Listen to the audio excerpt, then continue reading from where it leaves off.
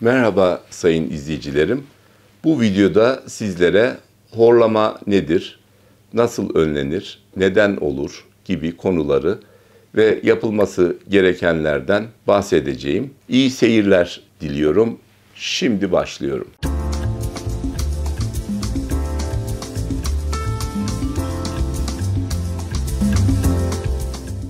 Partnerinizin sizi bütün gece yüksek sesle horlayarak uyanık tutmasından dolayı hiç hayal kırıklığına uğradınız mı? Daha da kötüsü, kendi horlamanızla kendinizi uyandırdığınız ve horlamayı nasıl durduracağınızı da bilmediğiniz olaylarla karşılaştınız mı? Kendiniz hakkında ne düşünürseniz düşünün, herkes ara sıra horlar. Bu uyku sırasında boğazınızın girdiği rahat durum nedeniyle oluşan doğal bir durumdur. Ancak bu devamlı ve şiddetli ise uyku düzeninizi bozabilir. Uykusuzluğa neden olabilir ve hem horlayan hem de horlama nedeniyle uyanık kalan yanınızdaki kişi de huzursuzluğa yol açabilir. Horlamanın aynı zamanda uyku apnesinin de bir göstergesi olabileceğini, tıbbi müdahale gerektiren, potansiyel olarak yaşamı tehdit eden bir durum olduğunu da bilmekte fayda var. Uyku apnesi genellikle uyuyan kişiyi uyandıran bir solunum tıkanıklığından kaynaklanır ve kişi zaman zaman uykuda nefesin durup tekrar nefes almaya başladığı rahatsız edici ve sağlık riski olan bir durumdur. Normal horlama genellikle uyku apnesi kadar uyku kalitesini etkilemez. Gün içinde sizde aşırı yorgunluk, uyuşukluk, bitkinlik durumu oluşturabilir. Az, yetersiz uyuduğunuz için. Eğer sorununuz horlamanın daha da ötesinde bir durumdan kaynaklanıyorsa mutlaka bir uzman doktor muayenesi sizin için iyi olabilir. Daha önce de belirttiğimiz gibi horlama uykusuzluğa neden olabilir ve bu da birçok kişi için büyük bir sorundur. Horlamayı nasıl durduracağınızı bilmek istiyorsanız tam olarak nasıl ve neden horladığınızı belirlemekte fayda var. Bunu başardığınızda horlamayı ortadan kaldırmaya yardımcı olacak çözümler var. Böylece herkes sürekli yorgun olmak yerine çok ihtiyaç duyduğu gece dinlenmesini elde edebilir. Peki horlamayı doğal yollarla nasıl durdurabilirsiniz? Horlama uyku sırasında solunum esnasında burun ve boğazdan serbestçe hareket eden havanın geçerken çevredeki dokuları titreştirmesi ve bunun sonucu oluşan rahatsız edici bir ses bildiğiniz gibi. Sık sık horlayan kişilerin muhtemelen daha fazla gevşek boğaz ve burun dokuları vardır. Uvala denen küçük dil diğerlerine göre daha fazla titreşime meyillidir. Sadece bu değil, dilinizin pozisyonu da düzgün nefes almanızı engelleyebilir. Horlama boğaz kasları gevşediğinde de meydana gelir. Uyku sırasında dil boğaza doğru geriye düşebilir ve boğaz duvarları bu geçen hava etkisiyle titreşebilir. Bu da horlama seslerine neden olur. Hepimizin horlamayan eşimizin bile iyi bir gece uykusuna ihtiyacı olduğu çok açık. Ancak horlama nedeniyle uyuyamıyorsanız bu durum ciddi sağlık sorunlarına yol açabilir. Peki bunlar ne olabilir derseniz, siz horlamayla yetersiz uyku ile farkında olmadan kilo alımı yaşayabilirsiniz. Depresyon, beyin hasarı, hormonal sorunlar, kalp hastalığı ve felç riski, artan kan basıncı, diyabet riskinin artması, hızlı yaşlanma belirtileri bunlar sizlerde yetersiz uyku ve horlamayla gelişebilir. Şimdi de size horlamayı durdurmanın 11 farklı doğal yolundan bahsetmek istiyorum. İlki yan yatarak uyuma. Horlama sorununuz küçükse bu işe yarayabilir. En büyük zorluk vücut yastığı kullanmak, pozisyonu korumada faydalı olabilir. Sonuç olarak bu pozisyon gevşemiş ve gergin olmayan boğaz kaslarının solunum yollarının tıkanmasını önleyebilir. Başınızın yukarı pozisyonda olması da burun hava yollarının açık kalmasına yardımcı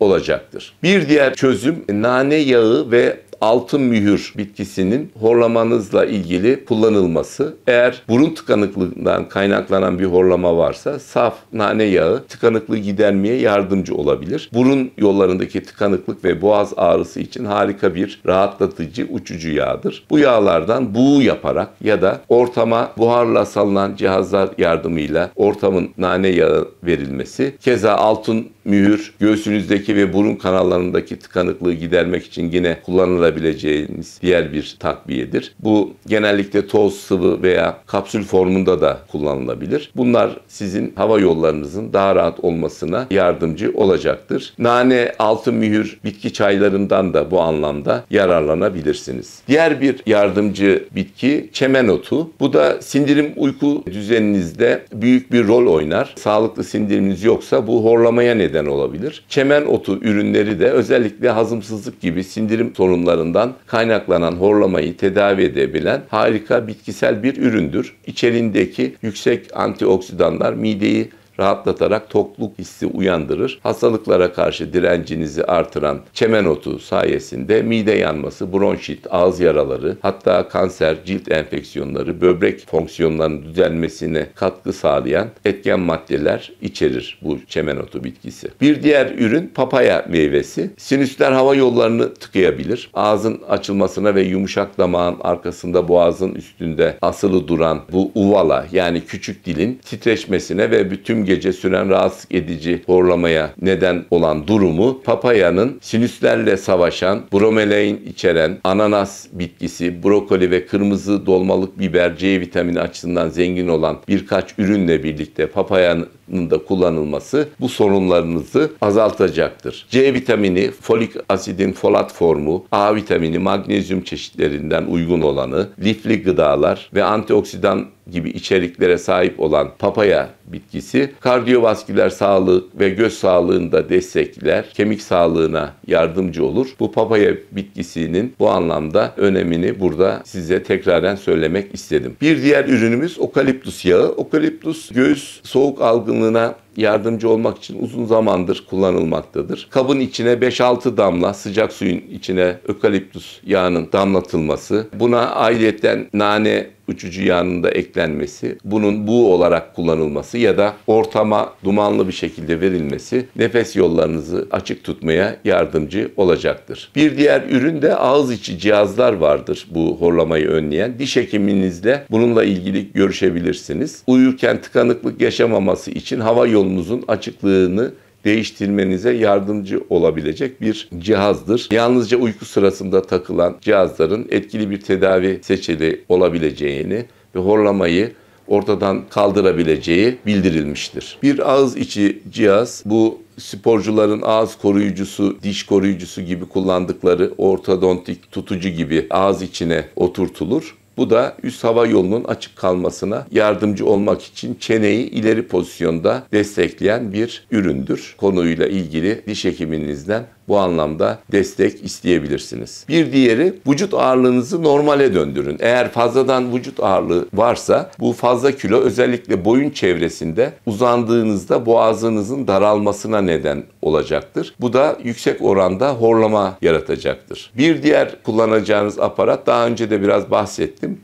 Ortamda olan kuru havayı biraz nane uçucu yağı, ökaliptus gibi bir takım destek ürünleriyle sıcak su ya da difüzer dediğimiz ortama buhar veren aparatların içine koyarak bu uçucu yağları ortamın nemlendirilmesi ve bu etken maddelerle de nefes yollarının açılmasına yardımcı olunması sizde o gece horlamanızı engelleyecek bir diğer formüldür. 9. maddemiz alkolü sınırlayın. Yani mümkünse tamamen bırakın. Çünkü alkol çoğu insanda bir rahatlama, özellikle boğaz kaslarında, dilde gevşeme hali oluşturur. Bu da nefes alıp verme sırasında titreşim ve sese neden olur. O nedenle alkol konusunun da bu horlamaya neden olduğunu hatırlatmak için bu maddeyi size iletiyorum. Ayrıca 10. madde olarak düzenli boğaz ve dil egzersizleri de bu boğaz ve dil kaslarınızın kuvvetlenmesine, gece daha zor gevşemesine sebep olacaktır. Bununla ilgili de boğaz ve dil egzersizleri diye de araştırıp siz hareketleri öğrenebilirsiniz. Bir diğeri gece geç saatlerinde süt ürünleri almaktan kaçınmanız faydalıdır. Bu ağzınızda, boğazınızda bir mukus tabakası yapmaya meyilli bir durum oluşturur. Bu mukus da hava yollarının tıkanmasına katkıda bulunur. Yine yatmadan önce çok ağır bir yemek de sizi horlamaya yöneltecektir. Mideniz dolu olduğunda diyaframınıza baskı yapar ve bu da horlamayı etkiler. Diğer ilave horlamaya sebep olan faktörlere ne notlar söyleyebilirsek, bu gündüz egzersiz yapmak, obeziteden kurtulmak gibi noktalara ilave olarak aşırı kilolu çocuklarda da bu horlama riskinin olduğundan bahsetmek önemli. Journal of Pediatrics and Child Health'de yayınlanan bir çalışmada obez çocuklarda da horlama ve uyku apnesi yüksek ölçüde olduğu araştırmalarda gösterilmiştir. Bunu da bir not olarak söylüyorum. Yine menopoz halinde olan kadınlar yaş ilerledikçe boğaz kas kuvvetinin azalması ve kilo almaya da başlamaları nedeniyle horlama eğilimleri artmaktadır. O nedenle menopozdaki kişilerin daha da dikkatli olması gerekmektedir. Genellikle 45-65 yaş grubu, bir de kilo varsa yaşa bağlı horlama eğilimi artmaktadır. Bunu da özellikle belirtmek istiyorum. Bu anlamda hem kiloya hem yaşam tarzı durumlara, biraz önce söylediğim sebeplere biraz daha dikkatli bakmakta fayda vardır. İşte dil boğaz egzersizlerini bu kısmı kuvvetlendirmek için eklemekte fayda var. Erkekler bir de kadınlardan daha fazla horlarlar. Neden bu sebebi? Erkeklerin hava yolları kadınlara göre daha dar yaratılıştan. Bu nedenle bu erkeklerde daha fazladır. Bu nedenle diğer bir sebep olarak söylenebilir. Mesela kişilerde burun ve sinüs yollarında bir anatomik kusuru varsa, tabii kulak burun boğaz uzmanı bunu görecektir. Bu durumun çözümüne yönelik adımlar da horlamayla ilgili şikayetleri azaltacaktır. O nedenle bir KBB uzmanı sizin bu kısmını incelemekte ve size çözüm yolları söylemekte faydalı olacaktır. Bazı alkolün yanında sigara içilmesi ya da bazı antidepresan ilaçların, diazepam etken maddeli gibi ilaçların alınması da boğaz kaslarındaki gevşemeye sebep olacağından bu da horlamaya yol açacaktır. Buna elektronik sigara içenler de dahildir. Diğer bir sebep uyku pozisyonu söylemiştim. Bunu çok dikkate almakta fayda var. Uyku pozisyona göre vücudumuzdaki organların durumu horlamaya eğilimi artırmaktadır ya da engellemektedir. Burada en önemli olan şey yan yatma olarak, çözüm olarak verilmiştir. Scientific Reports adlı bir sağlık dergisinde yayınlanan bir çalışmada horlama seslerinin azalıp azalmadığını görmek için deneklere baş konumlandırma yastığı da kullanarak bir çalışma yapılmıştır. Hastaların çoğunda ister fazla kilolu olsun, ister normal olsun, bu baş yukarıda olmasının, yastıkla bu baş yukarıda durumunun sağlanması sizde horlamayı azaltıcı etki yapacaktır. Bu gösterilmiştir.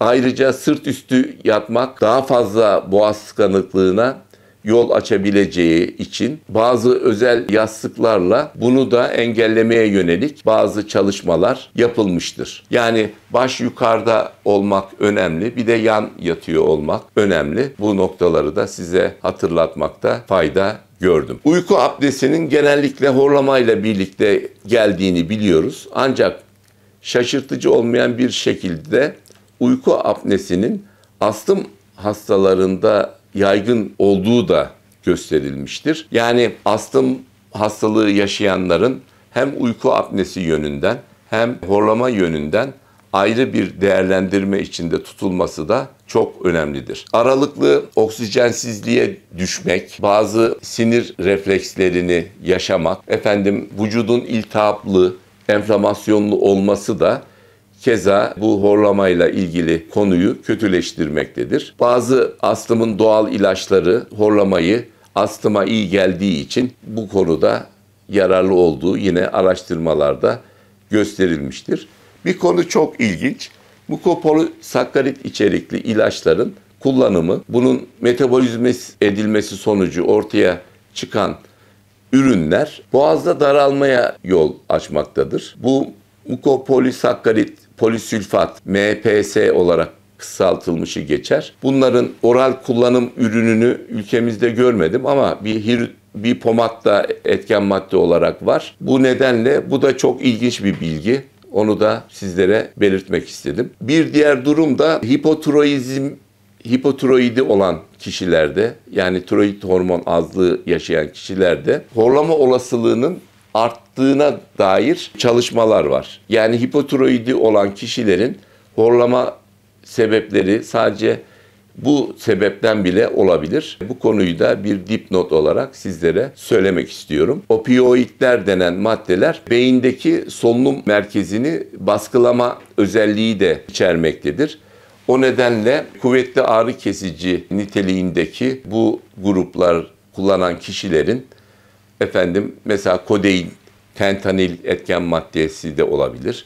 Bu kişilerin ayrıca bu durumlarını dikkate alarak horlama yan etkisi olabileceğini de buradan söylüyorum. Evet sayın izleyicilerim, horlamayla ilgili doğal yollardan çözüm yollarını sizlere özetle anlatmaya çalıştım. Bazı ilaçların buna sebep olabileceği, hipotiroidi rahatsızlığınız varsa bunun da ekstra sebep verebileceğini, kulak burun boğaz yollarındaki rahatsızlıkların sebep verebileceğini ve diğer faktörler ve diğer çözüm yollarıyla birlikte size bir sunum yaptım. Umarım beğenirsiniz.